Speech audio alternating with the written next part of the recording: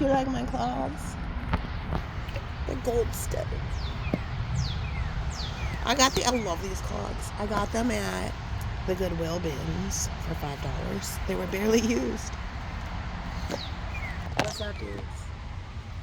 Somebody's ex. Somebody is finally cutting the cord for a very serious soul tie. And I have channeled this before. This person might relapse on drugs, something like that. Whatever it is. Okay, so it's a very strong soul tie. And a soul tie is like a negative connection in my spiritual life.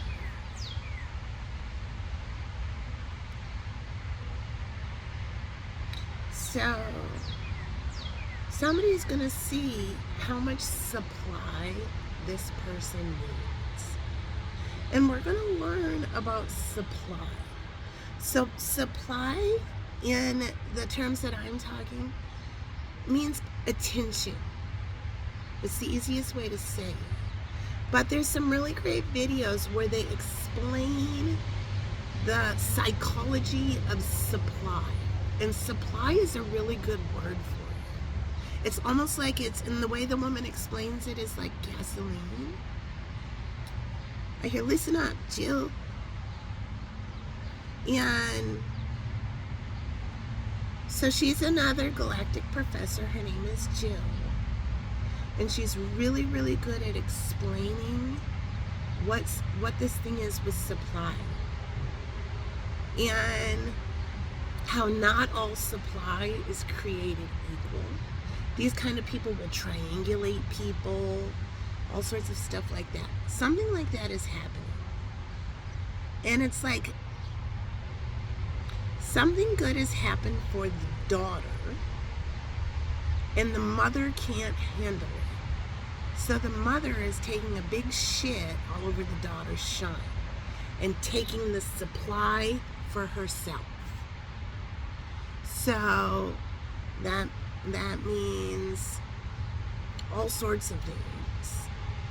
But the daughter has a reason to legitimately shine, this daughter. And I channeled this last night, but Spirit said, hold on to the message. So I think I still do have the message. Oh look, if I still have it, I might tack it on the end of this video from last night when I was in the bed. And the last thing this masculine is going to do for this narcissistic ex, if they have a lot of money, they may offer to send them to treatment, and that is the last thing they're doing for this person.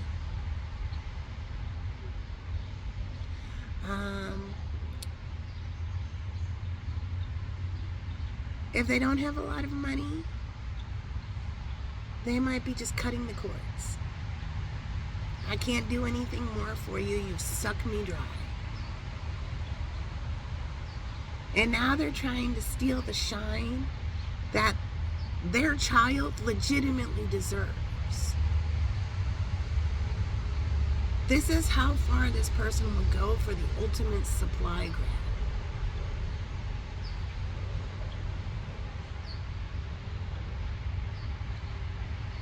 Well, that dude's gonna show up with a beautiful new cool chick. Yeah. And that's gonna be part of the karmic reward, karmic smackdown. The karmic smackdown is for that soul tie who always thought this person would always do whatever they said.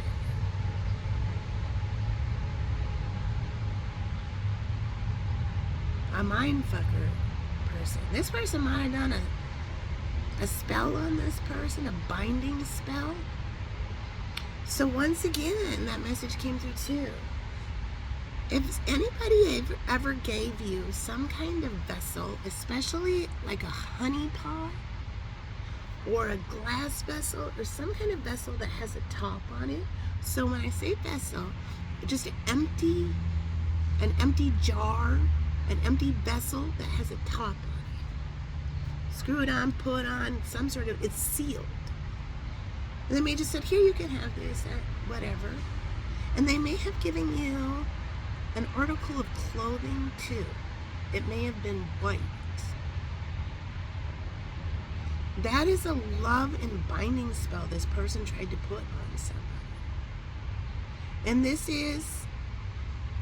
person that they put it on, they might have thought this person has money, opportunities, whatever. So if that resonates, if you're like, oh my God. And a lot of times in your awakenings, dudes, where you can no longer project what you want people to be. So that's part of your lesson too, is accepting the truth. Before your awakening, you had a lot of veils. You had a lot of rose-colored glasses. You projected onto people. I want this person to be a good person. No, they're just confused. If I explain correctly, they'll be a good person. That kind of thing. Anything like that. Yeah. No, Spirit is making it very clear. So in the awakening, sometimes it's very like Walking Dead-ish, where you're like, not you. Yeah. And part of the lesson too is that person always was probably like that. You just projected what you needed to project upon that person to be able to handle that situation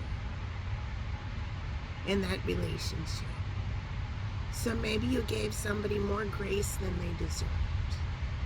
I hear it that way. And they took advantage of it.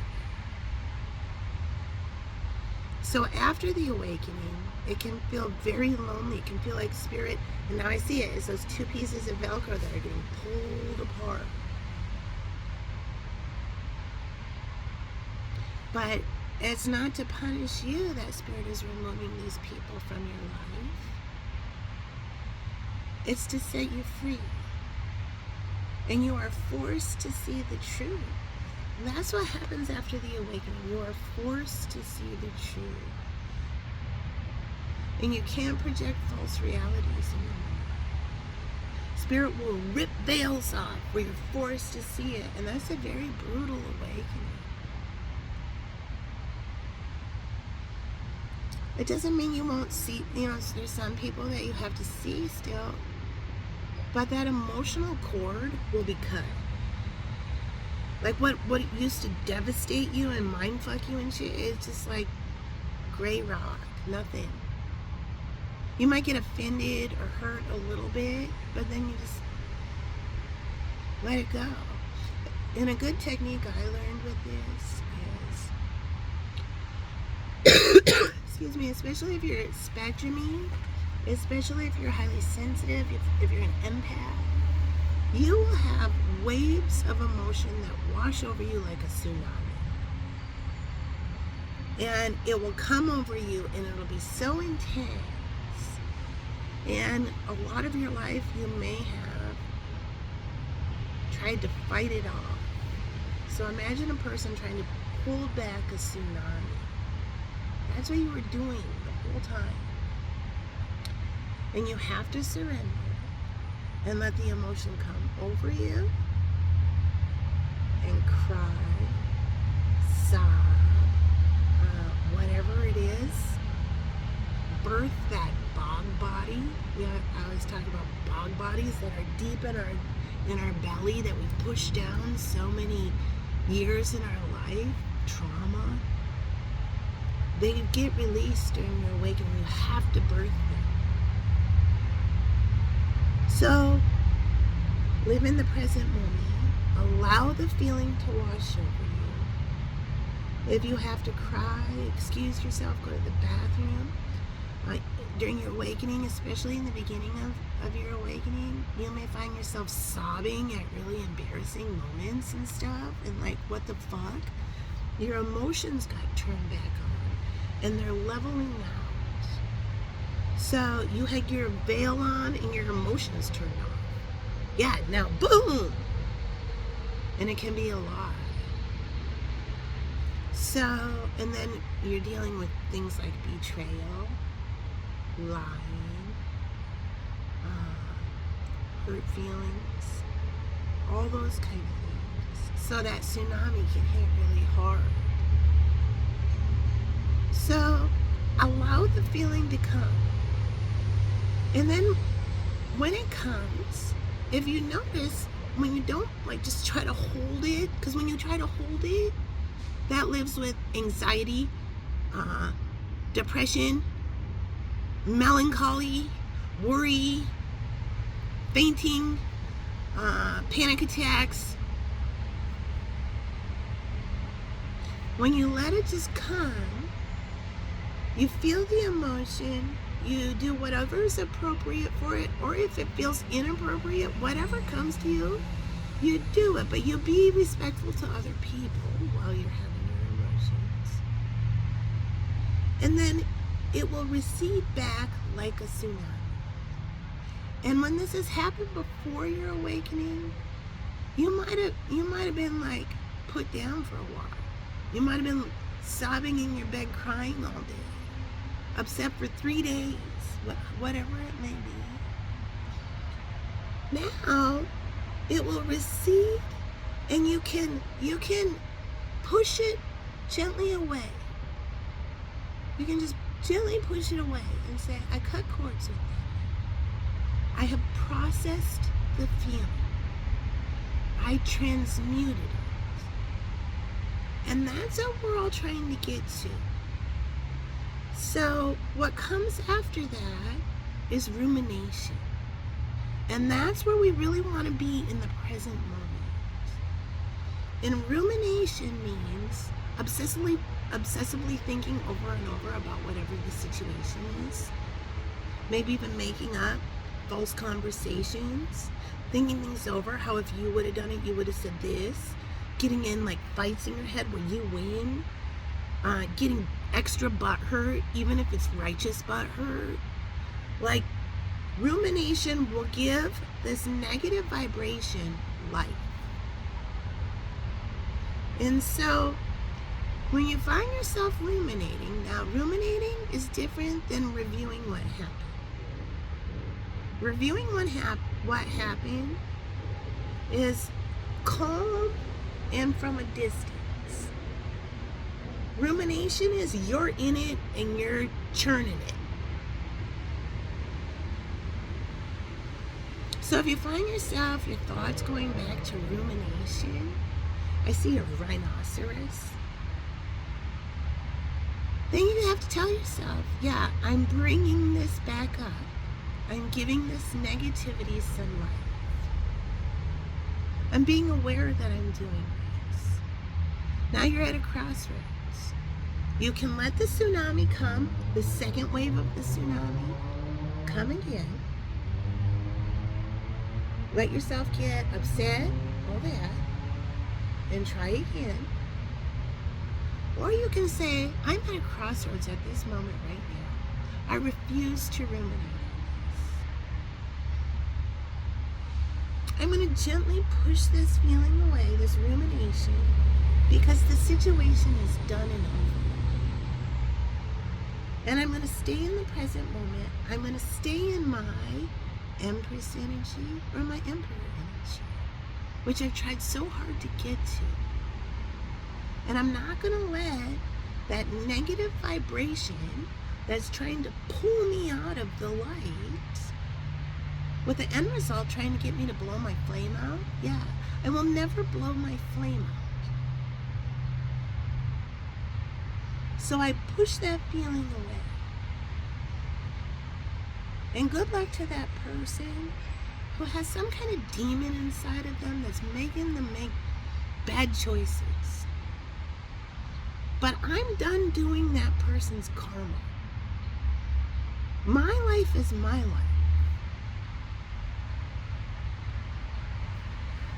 Alright? So that's that channel message that just came through. Really important lesson. We have a lot of people who are separating from People who have been disrespectful, have been hurtful, have taken advantage of them, have given zero shits. That I give zero shits. Okay. Spirit heard.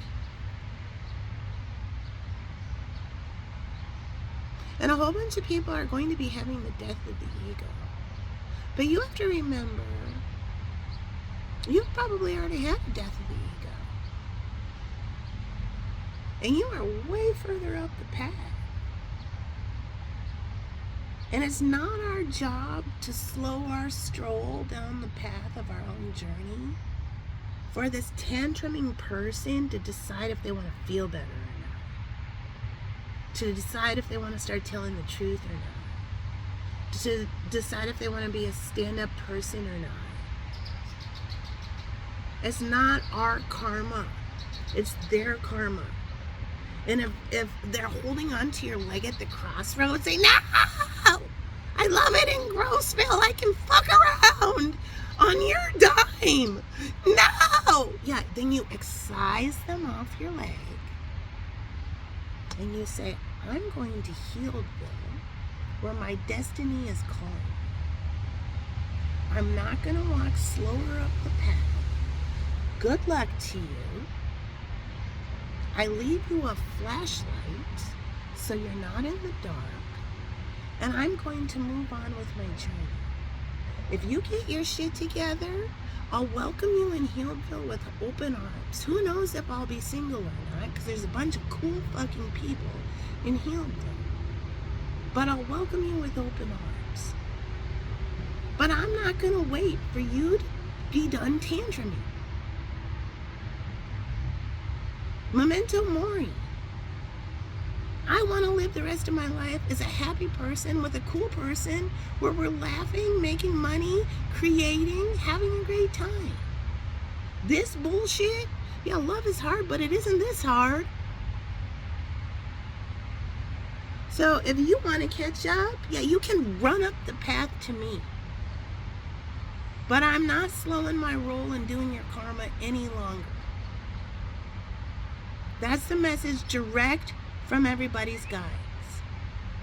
All right, there you go.